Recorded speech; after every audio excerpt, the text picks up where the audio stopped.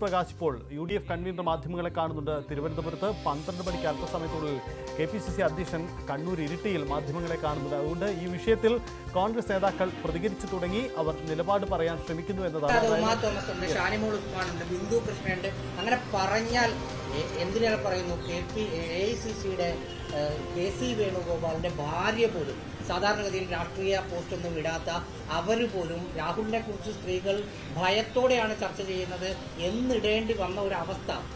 അത് അങ്ങനെ ഒരു അവസ്ഥ വന്നിട്ടും MLA സ്ഥാനത്ത് നിന്ന് രാജിവെപ്പിക്കേണ്ട എന്നൊരു തീരുമാനത്തിലേക്ക് ഈ പാർട്ടി പോകുന്നതിൽ ഒരു ആശ്ചര്യം തോന്നില്ലേ?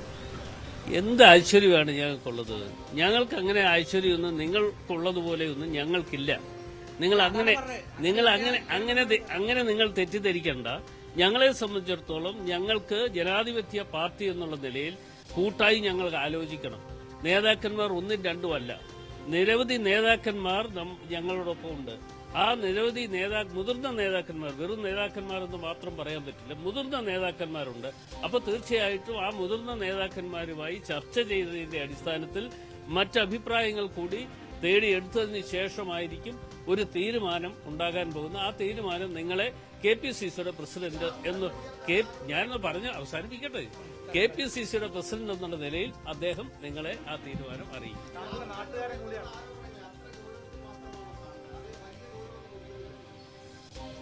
അങ്ങനെ ഗൗരവം കൊടുക്കാനാണ് ഒരുപാട് കാര്യങ്ങളുണ്ട്. ഇതിനു മുമ്പും പല കാര്യങ്ങളും ഉണ്ടായിട്ടുണ്ട്. പല ആളുകളെ കുറിച്ച് ഒരുപാട്, ഞാൻ ആളുകളുടെ ഒന്നും പേര് പറയാൻ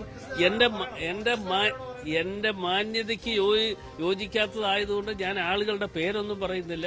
മറ്റ് രാഷ്ട്രീയ പ്രസ്ഥാനങ്ങൾ, മാർക്സിസ്റ്റ് പാർട്ടി, അതേപോലെ തന്നെ BJP ഉൾപ്പെടെയുള്ള ആളുകളുടെ പല നേതാക്കന്മാരെ കുറിച്ചും പല ആക്ഷേപങ്ങൾ പുറത്തു വന്നതാണ്. ആ ആക്ഷേപങ്ങൾ പുറത്തു വന്നപ്പോൾ ഈ വികാരങ്ങളൊന്നും അന്നേരം നിങ്ങൾ കണ്ടില്ല.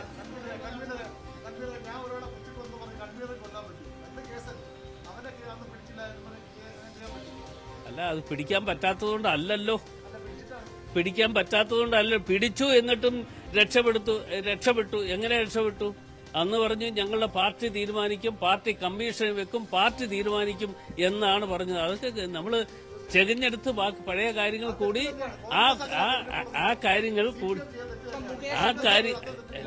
മുകേഷിന്റെ കാര്യത്തിലാണെങ്കിൽ ഞാൻ മനസ്സിലാക്കുന്നത് അന്ന് പ്രതിപക്ഷ നേതാവ് പോലും മുകേഷ് രാജിവെക്കണോ വേണ്ടയോ എന്നത് CPM തീരുമാനിക്കട്ടെ, LDF തീരുമാനിക്കട്ടെ എന്നതായിരുന്നു പറഞ്ഞത്.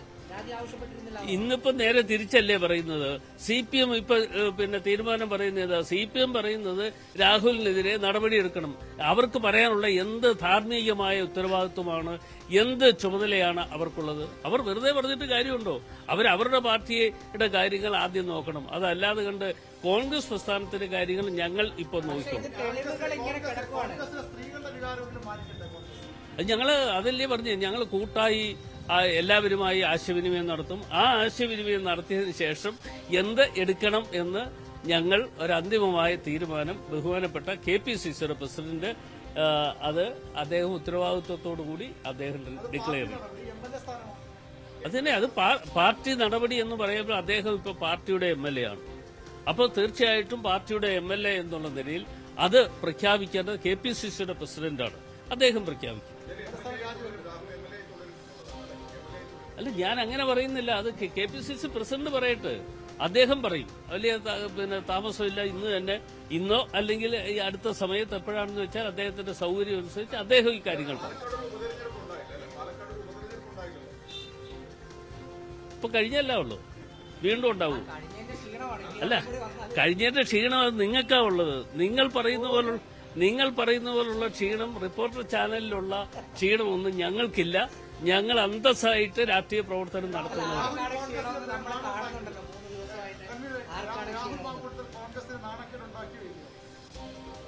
അതൊക്കെ ഞങ്ങൾ പാർട്ടി തീരുമാനിക്കട്ടെ. നിങ്ങൾ ഒരു തീരുമാനമെടുത്ത് നിങ്ങൾ പ്രഖ്യാപിക്കുന്ന അനുസരിച്ച് അതിനൊരു മറുപടി UDF കൺവീനർ എന്നുള്ള നിലയിൽ എന്റെ ഭാഗത്തുനിന്ന് കിട്ടുമെന്ന് നിങ്ങൾ ആരും പ്രതീക്ഷിക്കണം.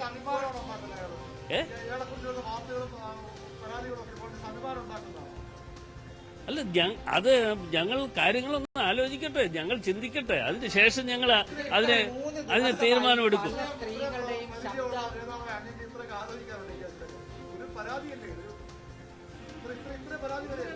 നിങ്ങളെ ഒരു കാര്യം മനസ്സിലാക്കൂ, UDF കൺവീനർ എന്നുള്ള നിലയിൽ ഈ നിമിഷം വരെയും എനിക്ക് ഒരു പരാതി ആരും തന്നിട്ടില്ല.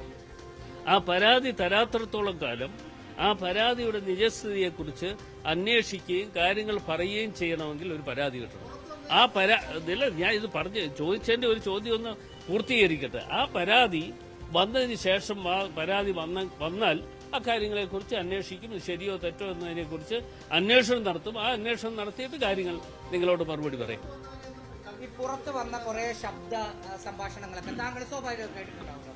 അതിനോട് ഇപ്പൊ കോൺഗ്രസ് നേതാവോ UDF കൺവീനറോ എന്നൊന്നും വേണ്ട, ഒരു പൊതുപ്രവർത്തകൻ എന്ന നിലയിൽ താങ്കൾക്ക് ഇതുപോലെ ഒരുപാട് പേരുടെ ശബ്ദ സന്ദേശങ്ങളും ഇതുപോലെ പല കാര്യങ്ങളും പുറത്തു വന്നിട്ടുള്ളതാണ്. ഇന്നും ഇന്നലെയും തുടങ്ങിയ കാര്യമല്ല. കേരളം ഉണ്ടായ നാള് മുതൽ ഉള്ള ഓരോ ചരിത്രം എടുത്ത് പരിശോധിച്ചാൽ നിങ്ങൾക്ക് അതൊക്കെ മനസ്സിലാക്കാം. വെരി സിമ്പിൾ ആണിത്. അങ്ങനെയല്ലേ, വലിയ കാര്യമുള്ള കാര്യമൊന്നുമല്ല, വെറുതെ അങ്ങനെ വന്ന ഒരു സംഭവം അല്ല. അത് അങ്ങനെ നിങ്ങൾ ആ വാർത്തയാണ് നിങ്ങൾ കൊടുക്കാൻ പോകുന്നത് എന്ന് എനിക്ക് മനസ്സിലായി. റിപ്പോർട്ടർ ചാനലിനെ സംബന്ധിച്ചിടത്തോളം നിങ്ങൾക്ക് ഇപ്പോൾ അങ്ങനെ ഒരു വാർത്ത കൊടുക്കണമെന്ന് നിങ്ങൾക്ക് പിന്നെ താല്പര്യമുണ്ടെന്ന് എനിക്ക് അല്ലല്ല നോ താല്പര്യമുണ്ടെന്ന് നിങ്ങൾക്ക് അങ്ങനെ താല്പര്യമുണ്ടെന്ന് എനിക്ക് നന്നായി ബോധ്യമുള്ള ഒരാളാണ് എന്നുള്ളത് കൊണ്ടാണ് ഞാൻ ഈ കാര്യങ്ങൾ ഇത്തരത്തിൽ തന്നെ പ്രതികരിക്കുന്നത്.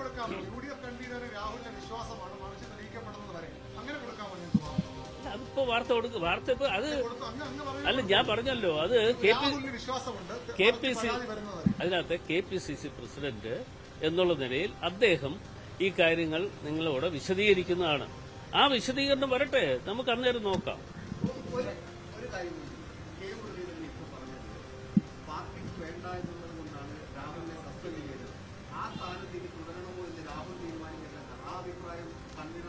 അല്ല, അത് അദ്ദേഹത്തോട് ചോദിച്ചാൽ മതി. എനിക്ക് അദ്ദേഹത്തിന്റെ അഭിപ്രായം അദ്ദേഹത്തിന്റെ അഭിപ്രായത്തിന് മറുപടി പറയാൻ ഞാൻ ആളല്ല. അദ്ദേഹം വളരെ മുതിർന്ന നേതാവാണ്. KPCCയുടെ പ്രസിഡന്റായിരുന്ന നേതാവാണ്. അദ്ദേഹത്തിന് മറുപടി പറയാൻ അടൂർ പ്രകാശിനെ കിട്ടില്ല.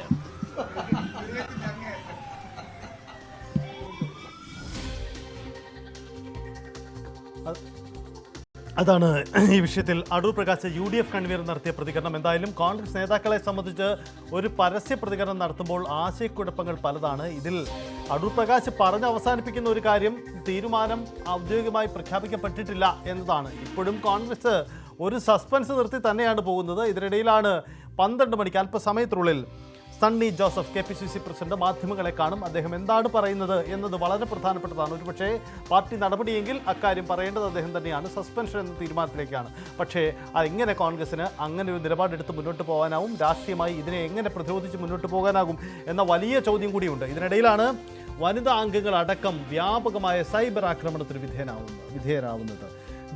ഡാനി പോൾ കൊച്ചിയിൽ നിന്നുണ്ട്. ഡാനി,